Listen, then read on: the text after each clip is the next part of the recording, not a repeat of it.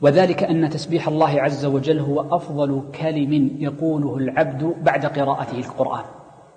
وقد جعل الله عز وجل للمسبح 3 خيريات في كتابه، فقال الله جل وعلا: والباقيات الصالحات خير عند ربك ثوابا وخير أملا. وقال جل وعلا: والباقيات الصالحات خير عند ربك ثوابا وخير مردا.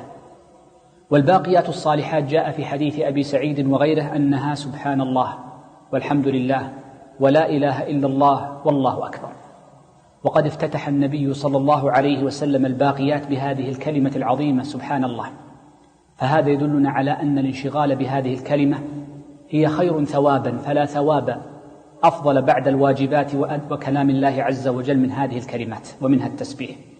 وهي خير أملا، فمن رجا أملا وطلبا ورجا سؤالا وخاف أمرا فانشغل عن ذلك بالتسبيح والتهليل والتحميد فإنه يعطى سؤله وإن لم يطلبه، كما جاء في حديث ابن عباس أن أعرابيا جاء النبي صلى الله عليه وسلم فقال: يا رسول الله علمني كلمات.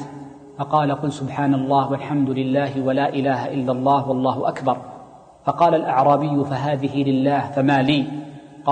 قال النبي صلى الله عليه وسلم: إنك إذا قلت هذه الكلمات قال الله: سل تعطى. فمن انشغل بالتسبيح كانت خيرا له أملا مما يؤمل ومما يرجو، فيعطيه الله عز وجل أعظم من ذلك.